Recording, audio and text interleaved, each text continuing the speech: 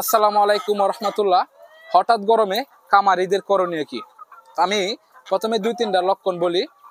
এই খাবার কম খাবে এবং পানিটা বেশি খাবে হঠাৎ গরমে। তারপর পানির সাথে ভিটামিন সি, রেনা সি এবং লেবুর রস, তারপরে বরফ দিয়া ঠান্ডা করে খাওয়াতে পারেন, এটাও খাওয়ানো যায়। 2 নাম্বার গেল। 3 নাম্বার হয়ে যাচ্ছে দুপুরে যদি অতিরিক্ত গরম থাকে তাহলে খাবার দেওয়া থেকে বিরত থাকতে পারেন, মানে খাবার না দিতে পারেন। 4 নাম্বার হয়ে যাচ্ছে এখানে যদি এই কামারে যদি ফ্যান ব্যবস্থা থাকে তাহলে ভালো, আর যদি ফ্যান না থাকে তাহলে ফ্যান লাগাইতে পারেন এবং আর উপরে ঝর্ণা লাগাইতে পারেন। আমি যে এখন ভিডিওটা করতেছি এখন কিন্তু আমার যে কামার কিন্তু ফ্যানগুলো বন্ধ, কারণ আমি ফ্যানগুলো বন্ধ করে রাখি নাই। এখন কিন্তু এই কারেন্ট চলে গেছে, সেই কারণে কিন্তু আমার এই ফ্যানগুলো বন্ধ হয়ে গেছে। কিন্তু অতিরিক্ত গরম, এখন আমি যে ভিডিওটা করতেছি অনেক বেশি গরম দুপুর টাইম, কিন্তু কারেন্টটা চলে গেছে, সেক্ষেত্রে ফ্যান বন্ধ হয়ে গেছে। আচ্ছা, তারপর বলি এই পানির পাত্র শুকিয়ে যাওয়ার আগেই পানি দিতে হবে। কিভাবে পানি দিবেন যে শুকিয়ে গেছে, এখন এই যে এগুলো কিন্তু ময়লাটা রয়ে গেছে, এটা কি করতে হবে, একটা তোলা দিয়ে অথবা ন্যাকড়া দিয়ে মুছে ফেলে দিয়া তারপর আবার দিতে হবে। আবার লাস্ট যে কথাটা সেটা হচ্ছে এই অতিরিক্ত গরমে ডিম কমে যেতে পারে, এতে ভয় পাওয়ার কিছু নেই। কারণ এই গরমের জন্য খাবার কম পাইতেছে, সেই কারণে একটা মুরগি 120 গ্রাম খাবার খাইতে হয় একটা ডিম পাড়তে গেলে, মিনিমাম 100 গ্রাম। তাহলে যদি সে 80 গ্রাম খাবার খায়, সে গরমের জন্য টিকতে পারতেছে না, বেশি খাইলে সে স্ট্রোক করার সম্ভাবনা আছে।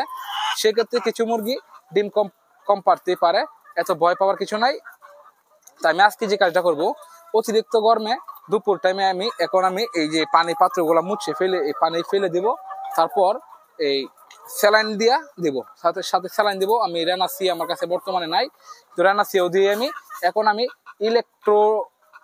ইলেকট্রোনাইট দিব, যেটা ইলেকট্রোমিন আছে একটা, আমি দেবো আজকে ইলেকট্রোনাইট।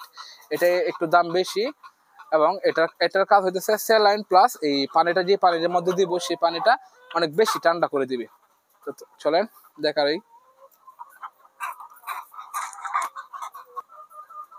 তো কামার কিন্তু কারেন্ট চলে আসছে, মানে কিছুক্ষণের জন্য গেছি, এখন আবার চলে আসছে। আচ্ছা, আমি দেখাই প্রথমেই এই যে পানির পাত্রটা, এটা কিন্তু শুকিয়ে গেছে আমার। আমি আরো আগে দেওয়া দরকার ছিল, কিন্তু আমি একটু কাজ করছিলাম, সেই কারণে আমি কিন্তু পানিগুলো দিতে পারি নাই। এখন কারেন্ট আইছে, আমি আগে পানি দিব, তারপর আমি এখানে স্যালাইন মিশাবো। তো কারেন্ট কিন্তু আইসা পড়ছে। তো অতিরিক্ত গরমে যে ডিম কমে যেতে পারে আমি যে বলছিলাম, এটাতে ভয় পাওয়ার কিছু নাই। তা আমার এখানে হইতেছে 12 ক্যারেট আর এখানে হইতেছে 11 ক্যারেট। তা আমার প্রতিদিন ডিম পারে 23 ক্যারেট। তাহলে 23 ক্যারেট, এর আগের দিন কিন্তু 12 আর 11, ঠিক আছে, আরো কিছু প্লাস হয়েছে, কিন্তু আরো কিছু নিয়ে খাওয়া দাওয়া হয়েছে। তাহলে 23 ক্যারেটের উপরে ডিম পাচ্ছে আগের দিন। তো গতকালকে এখানে 12 আর এখানে 11, তাহলে দেখেন কয়টা ডিম কম পাচ্ছে গতকালকে, 1টা 2টা 3টা 4টা 5 6 7 8 9 10 11 12 13 14 15টা। তো গতকালকে অতিরিক্ত গরমে 15টা ডিম কম পারছে, তাতে মানে এই ভয় পাওয়ার কিছু নাই, এই গরমের জন্য এই ডিমটা কমছে আর কি। এখন আমি এই যে পানির পাত্রগুলা মধ্যে এই তুলা দিয়া মুছে নেব, তারপর পানি দিয়ে দিব। আমি এখন স্যালাইনগুলা মেপে নিলাম, 100 গ্রাম স্যালাইন নিলাম। তারপর এই স্যালাইনগুলো এই যে এখন মাত্র পানি উঠেছি, একদম ঠান্ডা পানি, এখন এটা দিয়ে দিব।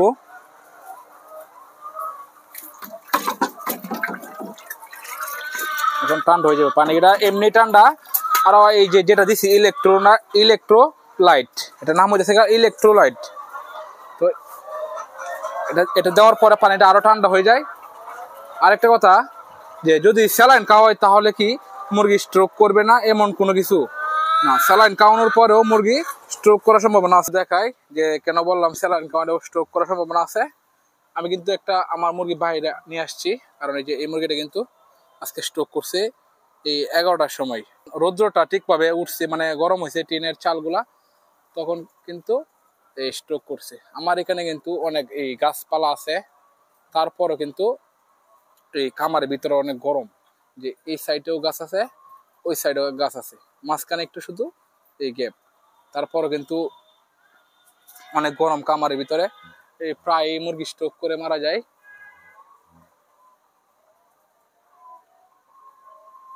তো যাই ভিতরে স্যালাইন দিই। একটা মুরগির দাম কিন্তু বর্তমানে প্রায় 600 টাকা উপরে। তাহলে স্ট্রোক করে মারা গেলে এইবার হঠাৎ করে গরম আসার পরেই কিন্তু এই স্ট্রোক করে মারা যায়। এখন মুরগি পানির জন্য যে কি করতেছে আমি একটু শুধু দিয়ে দেখাই।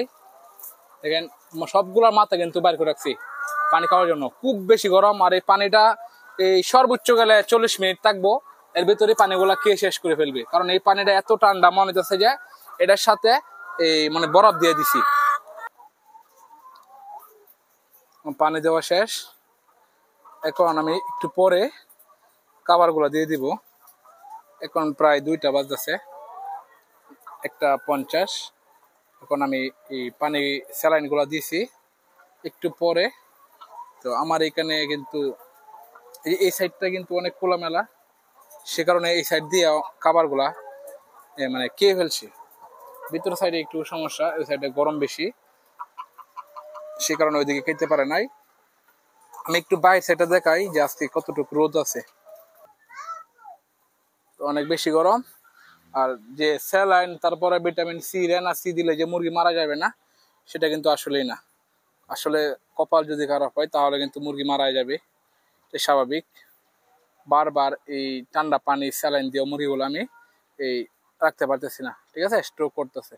তো মুরগি স্ট্রোক করে মারা গেলে কিন্তু কষ্ট লাগে। কারণ আজকে ভিডিওটা এটাই ছিল যে এই অতিরিক্ত গরমে কি কি করবেন আমি প্রথমে বলে দিছি।